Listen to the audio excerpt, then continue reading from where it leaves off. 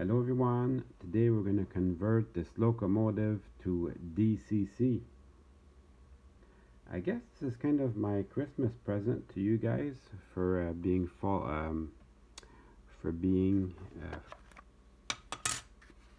faithful listeners. So this is a Life Like GP38. It's pretty much the last cheap engine you can get. So this one, I bought it on eBay. I don't think it runs. I run these on DC all the time, and once I got them tuned properly, they run okay. So first part of the video will be cleaning that, and then we'll be installing our DN136D decoder from Digitrax. Comes with instructions, so that's going to be fun to read. So first things first, let's see if this thing even runs on DC. How do you like the looks of these? For me, they look okay. This is the last cheap engine you can get. Everything's gone high prices now. I don't know if you looked at your stocks every day. I shouldn't, but I do. Every stock went up now. So people have money to spend, so end scale train prices will be going up again. But I kind of like these, so the first part of the video will be cleaning this. Let's just see how it runs for now, see if we can improve on that. Let's just add some power to it, then we'll see what it does.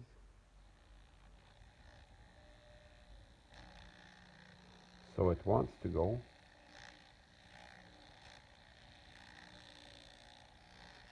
But it's not really doing much.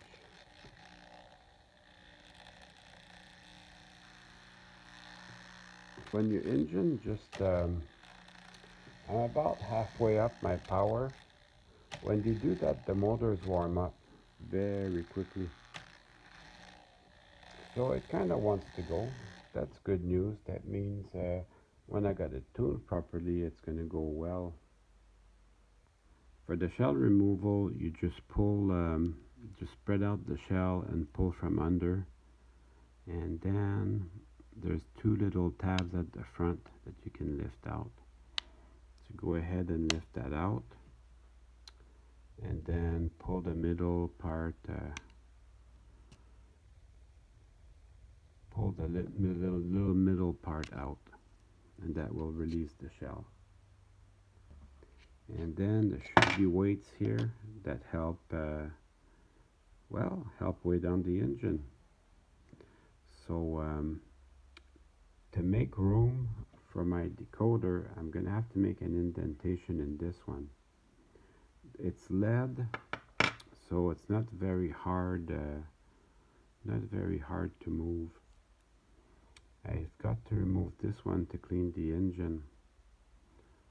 So I'm going to do just that right now. The little wire is pinched in there, but it shouldn't be pinched very hard. I couldn't see if the light bulb worked or not. I'm not planning to reuse it. I think this engine will get some nice new LEDs while I'm doing the DCC conversion. There's plenty of lubrication. You can see my fingers really wet from all the lubrication. Hey, these are little 5-pole motors. The motors are actually very good. What's probably keeping me from running, pretty sure it's a problem with the gears. Something must be wrong with the gears. Just testing out the little light bulb here. I have a power pack on the floor, and then that connects to my engine. It kind of wants to go. It's just it's like it's stuck in there. But the light bulb works. So that's really neat. So can you see all these wires? two leading from the back truck, two leading from the front truck. There's a black one here, you can a blue one, a dark blue one here, you can barely see it. But our DCC wiring job is almost all done for us. Just to give you a little bit of theory, so you have your wheels on the track bringing electricity to your motor. All you got to do is splice in your decoder in there. So the red and black come from the wheels and the gray and orange go to your motor, and it's that simple. With the instruction comes a diagram. Also shows you how to put your LEDs there for wiring, and I'll be doing that too today. The only thing I don't know for sure is about the plus and the minus for the motor. That I guess we're gonna go trial and error. But first I gotta do a great job of cleaning this. So first thing we're gonna do is we're gonna drop the trucks. That wasn't too hard. That was unusually hard to release that. Now don't pull too hard on these because they're wired in, which is good. This helps us convert it to DCC, but it makes it hard to just drop it out. I'm thinking maybe this worm gear is a little stuck, and that's why the engine's not performing right. So I will want to drop this down just a bit. There's a little gear in there. I think the lubrication's gone solid on me. And then we'll just see if I can move I can hardly move the wheels here. So we'll be spending most of our time on this to remove the side frames. Incidentally, they make a dummy version of this. I have one, let me show you. When you're shopping around on eBay, there's lots and lots and lots of dummy versions of this. It's not necessarily a bad engine to get. I don't use dummies because I like to run long trains and I need the extra power. This is what it looks like inside.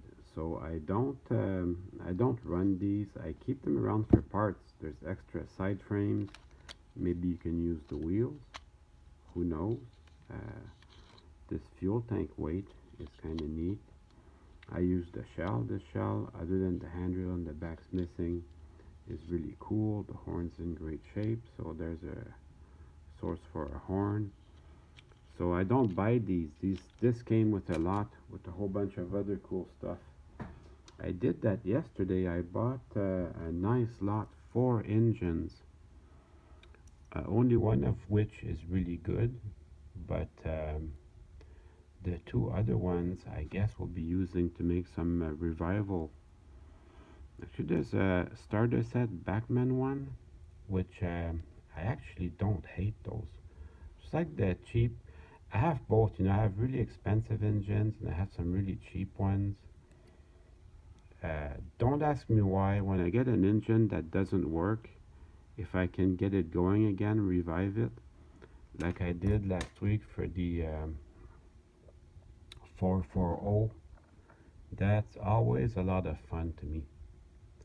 So yeah, I just bought 4 more, so that's about a month's worth of videos for you guys. Anyways, this one's gonna be out in time for Christmas. I always remove the wheels. Just pop them out like that. I'll speed up the cleaning process because you guys have seen this before, and I find a lot of people, they tune out before the end. So I'll just clean the wheels with my rag, and then the gears and the axles, I'll take them apart, clean them with my toothbrush, and then put them right back together. I have been running it for a little while, but now I've got it dialed in properly.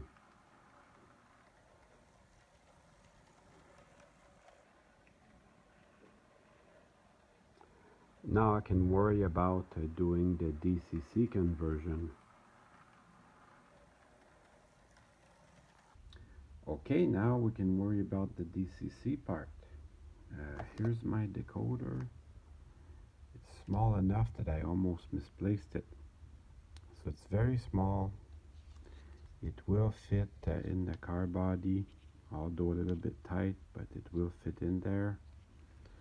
And then I have to make a little bit of room so that it can clear my weight.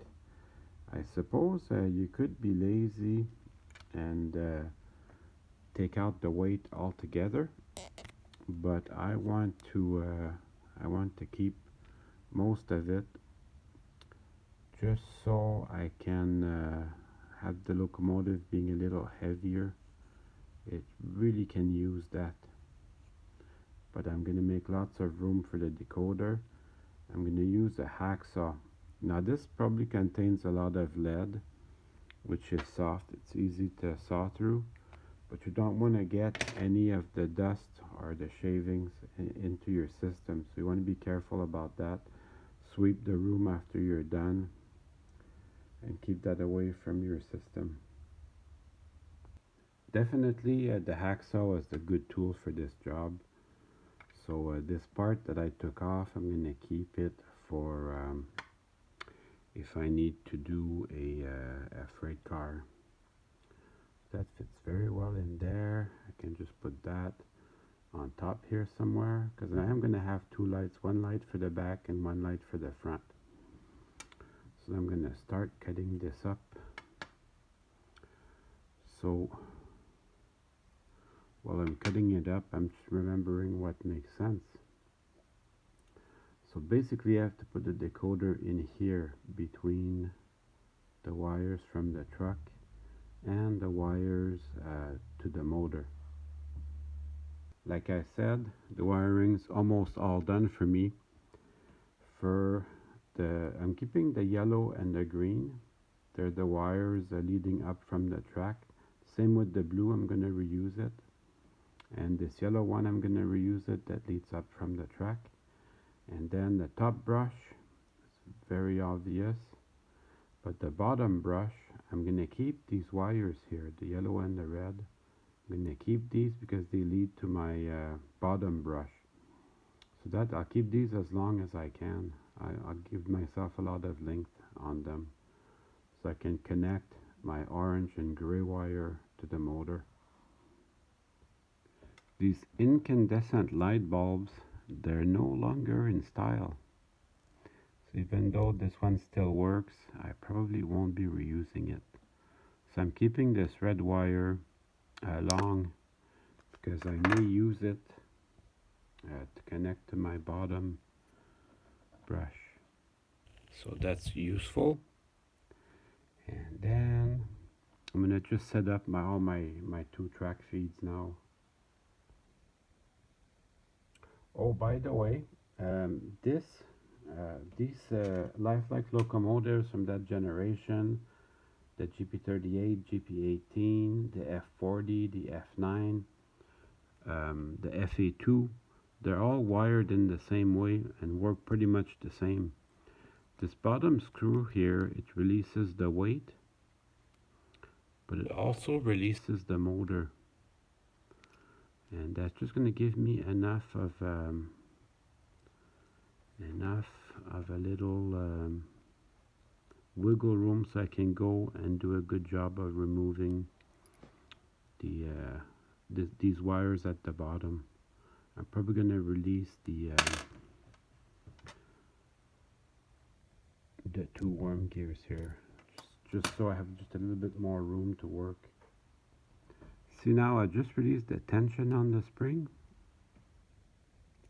and that will just come out. Same with the front one, I'll just release the tension and bring it out. And then I'm not going to remove the motor completely. I just want to have a little bit of room to get in there and take a good look at my wires, because I want to reuse them. But you can see these are my two bottom wires. I think this red one's going to be long enough.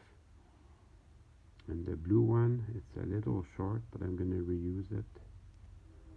Then I need this wire, so I'm going to go ahead and cut that. Here I've got the 2-track feeds from the front and the 2-track feed from the bottom, and I'll just keep a little bit of wire just to have a place to solder my orange and gray. So there, so my motor is already wired in. The track feeds from the bottom, and then the motor here is wired together. There, I have the yellow and green which connect to my motor. So I just have to put basically the decoder just between the track and the motor, and that's it. I'm good. I just need to lengthen my wire just a little bit. So I'm going to be using these. I found these at the dollar store and they're dynamite. I really like working with them. You always want to pre-tin your wires before you do anything.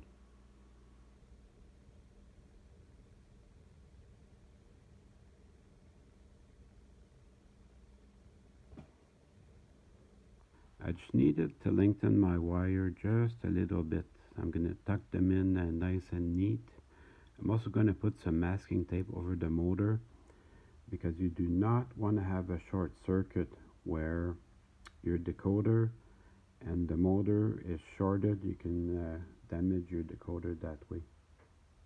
I want to make my wiring as neat as possible. So I want the decoder to ride about here. I'm going to cut my red wire so that it can connect to the other wires. Same with the black wire, I want it to be cut precisely. The red on the red and the black on the black. So far so good. Now I've got to connect the two motor leads. I cannot run the engine now because the decoder has to recognize the motor. So at this point I can't test it. I've soldered the motor together. I'm still not 100% sure which way is the plus and the minus. So I'm gonna try it. If on my DCC controller it says forward and the locomotive moves forward, then I know I've done it right. And if it's the opposite, then I have to switch the wires around. So I'm going to do the initial programming now. Here's my controller. I have to find the locomotive. I get it all programmed now, and it says forward on my controller. Let's see if it goes forward. It's working, so that's really good news. It would probably work better if it was on the track. So let's try that again. So forward is going forward. That's very good. Very good news. I accidentally got it right.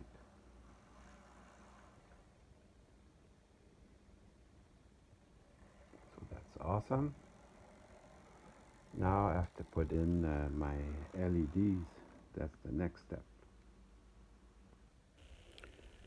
I made a huge mistake there. While I was testing it, these two wires touched and it produced a short circuit. I got really lucky. I pulled it out quickly, but you can see how hot everything got. It burned right through the insulation. The locomotive still runs. I'm lucky, but that was scary. These are the wires I'm left with. The white is the front headlight, the yellow is the rear headlight, and the blue is the common negative for the LEDs. And then this green one, it's an accessory. So you can choose whatever you like. Your imagination is the only limitation. So this could be a rotary beacon or number boards, could be ditch lights. So it's up to you really. I'm gonna ignore this one for the time being, but I am gonna set up here my front headlight. So I'm using these 06, 03 LEDs. So these you order them on eBay or Amazon or AliExpress, whichever you like. So these are very, very small little LEDs, and you order 12 volt white. You can see 06, 03. So 12 volt white, so they come with a resistor like this. So I'm gonna just solder that in for the front and the rear headlight. Well, I tried to make this as neat as I could, but anyways, this is what it is. Alright, let's try the front headlight. Works perfectly. The back headlight. Awesome. Let's try moving forward. Quiet as ever. Let's try reverse.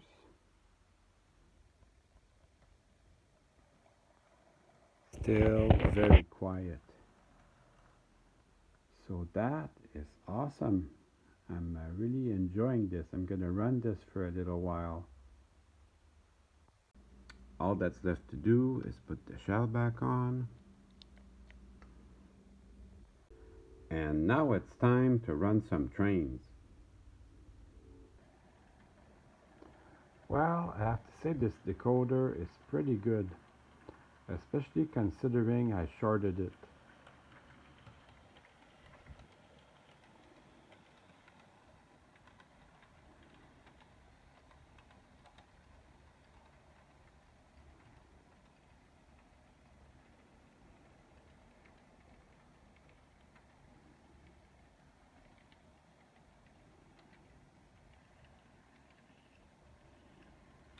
Well, I hope you enjoyed the video. I certainly had fun making it for you.